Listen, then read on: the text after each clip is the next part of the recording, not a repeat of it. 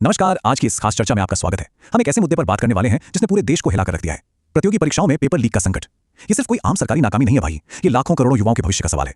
आज हम इस पूरे संकट की जड़ों, इसके असर और इसे रोकने के लिए सरकार द्वारा उठाए गए नए सख्त कदमों, खासतौर पर 2024 के नए परीक्षा कानून का गहराई से विश्लेषण करेंगे। जरा इस नंबर पर गौर कीजिए, 3.86 करोड़। सुनने में शायद सिर्फ एक आंकड़ा लगे, लेकिन असल में पिछले 23 सालों में 3.86 करोड़ से ज्यादा उम्मीदवारों ने उन परीक्षाओं को दिया जो बाद में किसी न किसी धांधली या पेपर लीक की वजह से रद्द हो गई। सोचिए जरा, ये सिर्फ नंबर नहीं है, ये वो छात्र हैं जिनकी रातों की नींद, सालों की मेहनत और परिवारों की उम्मीदें बस एक झटके में टूट गईं। ये इस समस्या के बहुत ही भयानक मानवीय पैमाने को दिखाता है। अब आपके मन में सवाल आ सकता है कि आखिर ये सिलसिला रुकता क्यों नहीं। जवाब इन दो आंकड़ों में छिपा है।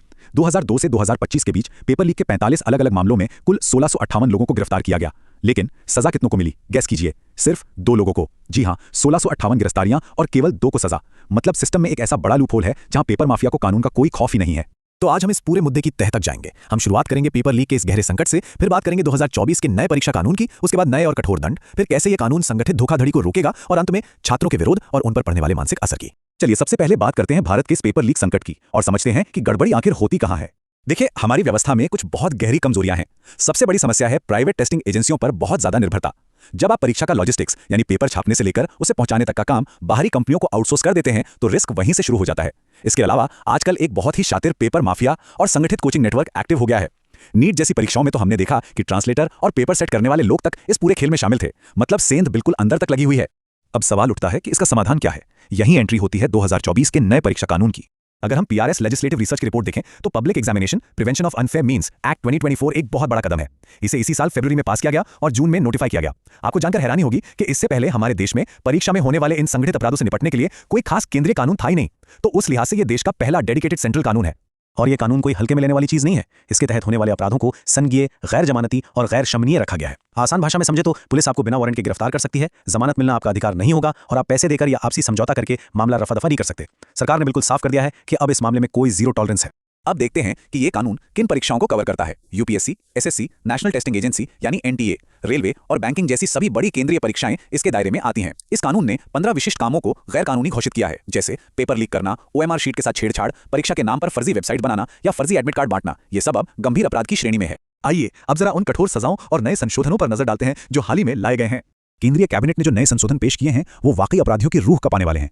पहले पेपर लीक में कम से कम 3 साल की सजा थी, अब उसे बढ़ाकर 5 साल कर दिया गया है और अधिकतम सजा 10 साल तक की जेल। और जुर्माना सुनकर आप हैरान रह जाएंगे, पूरे 10 करोड़ रुपए तक। वहीं जो संगठित अपराध सिंडिकेट्स हैं उनके लिए 5 से 10 साल की कैद और कम से कम 1 करोड़ रुपए का जुर्माना तय किया गया है। मकसद एकदम साफ है, अपराधियों के मन में खौफ पैदा करना। लेकिन हम सब जानते हैं कि भारत में सिर्फ कानून बना देना काफी नहीं है, न्याय जल्दी मिलना भी जरूरी है। इसी बात को ध्यान में रखते हुए दिल्ली के राउज एवेन्यू कोर्ट में एक स्पेशल फास्ट ट्रैक कोर्ट बनाया गया है। इसका इकलौता मकसद यही है कि पेपर लीक के मामलों की सुनवाई बिना किसी देरी के हो और दोषियों को जल्द से जल्द सलाखों के पीछे भेजा जा सके। अब बात करते हैं कि ये कानून सिर्फ 1-2 नकलचियों को नहीं बल्कि पूरे के पूरे संगठित गिरोह को कैसे टारगेट करता है। इस कानून की सबसे अच्छी बात यह है कि यह पूरी लॉजिस्टिक चेन की जवाबदेही तय करता है। मान लीजिए कोई सर्विस प्रोवाइडर बिना परमिशन के परीक्षा केंद्र बदल देता है तो उस पर 1 करोड़ रुपए तक का फाइन लग सकता है और उसे 4 साल के लिए पब्लिक एग्जाम करवाने से बैन भी किया जा सकता है। और अगर यह साबित हो जाए कि इसमें मैनेजमेंट की भी मिलीभगत थी तो उन्हें सीधा 10 साल की जेल की हवा खानी पड़ सकती है। कोई भी बच नहीं पाएगा। सिर्फ सजा ही नहीं, यह कानून धोखाधड़ी को होने से पहले ही रोकने के लिए सख्त प्रोटोकॉल भी बनाता है, जैसे परीक्षा केंद्रों का पहले से प्री ऑडिट होना, स्टूडेंट्स की बायोमेट्रिक जांच, प्रश्न पत्रों को पूरी सुरक्षा के साथ लोड करना और परीक्षा खत्म होने के बाद पोस्ट एग्जाम ऑडिट। ये सारे स्टेप्स अब हर हाल में पूरी प्रक्रिया का एक अभिन्न हिस्सा होंगे। आखिर में आइए उस पहलू पर बात करते हैं जो शायद इन सबसे ज्यादा महत्वपूर्ण है, विरोध प्रदर्शन और छात्रों पर पड़ने वाला मानसिक असर। जाहिर है इस संकट ने एक बहुत बड़े राजनीतिक टकराव को भी जन्म दिया है। सरकार की तरफ से संसदीय कार्य मंत्री किरण रिजिजू का कहना है कि हमें संसद में बिना हंगामे के लंबी अवधि के सुधारों पर चर्चा करनी चाहिए। लेकिन दूसरी तरफ कॉकरोच जनता पार्टी यानी सीजेपी और बाकी विपक्ष अपनी मांगों पर अड़ा है। उनकी मांग है कि शिक्षा मंत्री तुरंत इस्तीफा दें और छात्रों पर जो एफआईआर दर्ज हुई है उन्हें वापस लिया जाए। कुल मिलाकर राजनीतिक माहौल काफी गरमाया हुआ है।